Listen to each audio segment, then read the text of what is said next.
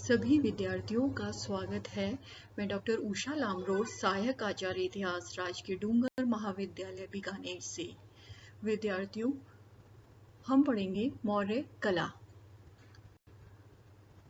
मौर्य कला भाग 1 में हमने मौर्य कला के राजप्रसादों और स्तूप कला के विषय में जानकारी प्राप्त की थी।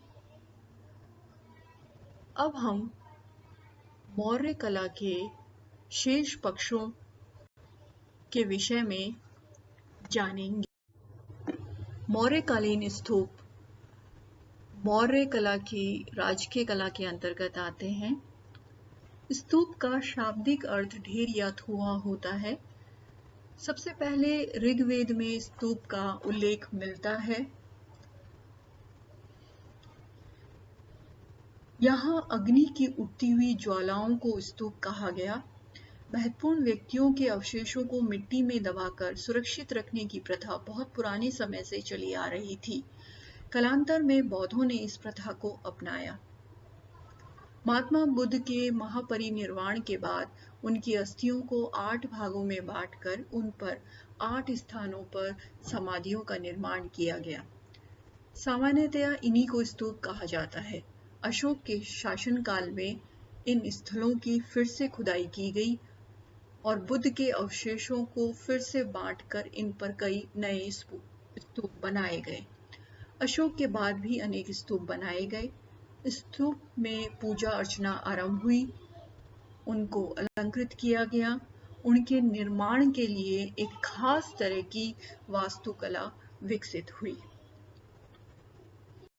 बौद्ध स्तूपों के 4 प्रकार बताए गए हैं: शारीरिक स्तूप, पारिभौमिक स्तूप, उद्देशिक स्तूप और संकल्पित स्तूप। शारीरिक स्तूप वे स्तूप होते हैं जिसमें बुद्ध और उनके प्रमुख शिष्यों की अस्थियां अथवा शरीर के विविध अंग जैसे दंत, नख, केश आदि रखे जाते हैं। पारिभौमिक स्तूप वे स्तूप होते हैं जिसमें बुद्ध द्वारा उपयोग में लाई गई वस्तुएं जैसे भिक्षा पात्र, चरण पादुका, आसन आदि रखे जाते हैं। उद्देशिक स्तूप वे स्तूप होते हैं जिन्हें बुद्ध के जीवन की घटनाओं से संबंधित अथवा उनकी यात्रा से पवित्र हुए स्थानों पर स्मृति रूप में निर्मित किया गया है। ऐसे स्थान बोधगया, लुम्बिनी, सारनाथ, कुशीनगर हैं। संकल्पित स्तूप ये स्तूप छोटे आकार के होते हैं और इन्हें बौद्ध तीर्थ स्थलों पर श्रद्धालुओं द्वारा स्थापित किया जाता था। स्तूप वास्तुकला के प्रमुख अंग होते हैं मेधी, अंड, हर्मिका, यष्टि, छत्र, वेदिका, प्रदक्षिणा पथ, तोरण। स्तूप का प्रारंभिक रूप अर्धगोलाकार मिलता है। इसमें चबूतरे यानी मेधी के ऊपर उल्टे कटोरे की आकृति का एक थुआ मिलता है जिसे अंड कहते हैं। स्तूप की चोटी सिरे पर चपटी होती है जिसके ऊपर धातु पात्र रखा जाता है जिसे हर्मिका कहते हैं। हर्मिका का अर्थ है देवताओं का निवास स्थान। हर्मिका के बीच में एक यष्टि लगाई जाती थी। यष्टि के ऊपर 3 छत्र लगाए जाते थे। ये सम्मान, श्रद्धा और उदारता के प्रतीक माने जाते थे। स्तूप को चारों ओर से दीवार से घेर दिया जाता था। इसे वेदिका कहते हैं। स्तूप तथा वेदिका के बीच में जो खाली स्थान परिक्रमा करने के लिए रखा होता था उसे प्रदक्षिणा पथ कहा जाता था। कालांतर में वेदिका के चारों दिशाओं में प्रवेश द्वार बनाए जाते थे और इन प्रवेश द्वार पर मेहराबदार तोरण बनाए जाते थे। बौद्ध परंपरा के अनुसार अशोक ने 84,000 स्तूपों का निर्माण करवाया। प्रारंभिक स्तूपों में सांची का स्तूप प्रसिद्ध है। इसका निर्माण अशोक के शासनकाल में हुआ और बाद में इसका विस्तार किया गया। मौर्यकालीन स्तूप ईंटों के बने थे। इसके अतिरिक्त सारनाथ तथा तक्षशिला स्थित धर्मराजी का स्तूप का निर्माण भी मूलतः अशोक के समय ही करवाया गया। पाषाण वेदिका।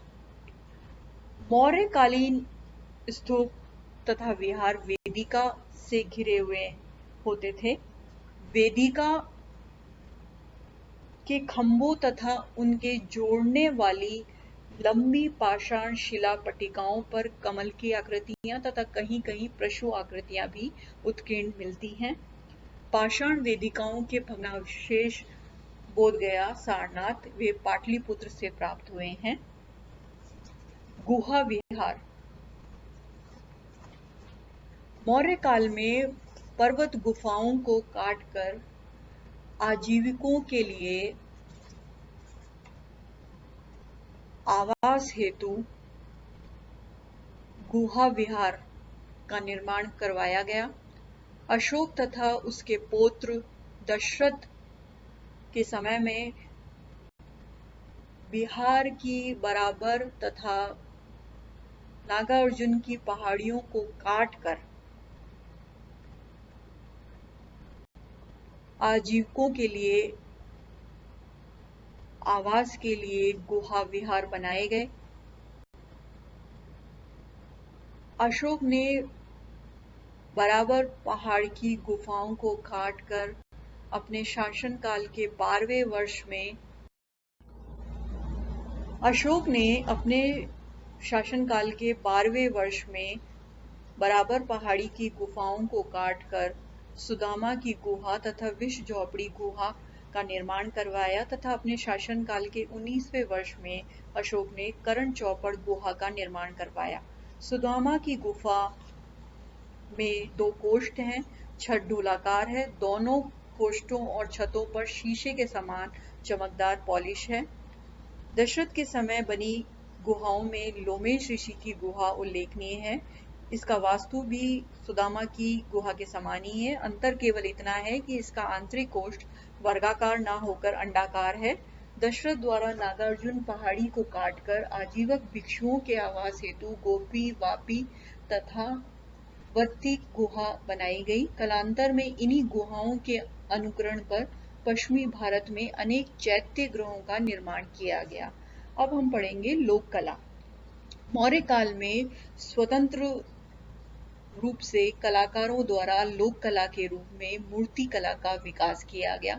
अनेक स्थानों से पाषाण निर्मित विशालकाय यक्ष यक्षिणी प्रतिमाएं मिली हैं।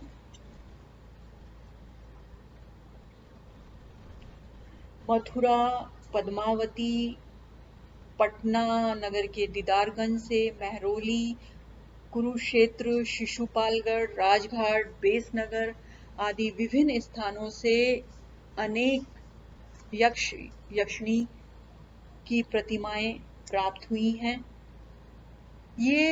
इन स्थानों से प्राप्त ये मूर्तियां विशाल आकार की हैं, जिन्हें तराशकर तैयार किया गया है। इस पीपीटी में भी आप यक्ष यक्षिणियों की मूर्ति देख सकते हैं।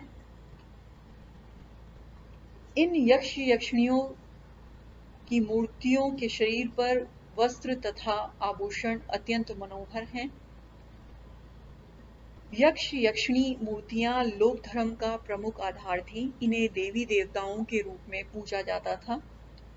विद्वानों का विचार है कि इन्हीं यक्ष यक्षी प्रतिमाओं के आधार पर कालांतर में बुद्ध, बोधिसत्व तथा जैन तीर्थंकरों की विशाल मूर्तियों का निर्माण किया गया।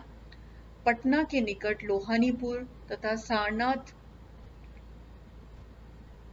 से जैन दिगंबर की प्रतिमाओं के धड़ मिले हैं,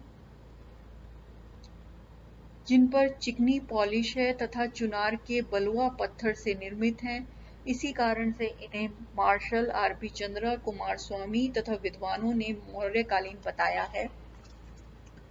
इसी प्रकार सारनाथ अहिच्छत्र, मथुरा, हस्तिनापुर, कौशाम्बी, बुलंदीबाग, बसाड़ आदि अनेक स्थानों से विभिन्न प्रकार के पशु पक्षियों जैसे हाथी, घोड़ा, बैल, भेड़, कोता, हिरन, पक्षियों तथा नर नारियों की बहुसंख्यक मिट्टी की मूर्तियां मिली हैं, जिन्हें हाथ से सांचे में ढालकर बनाया गया है। धन्यवाद।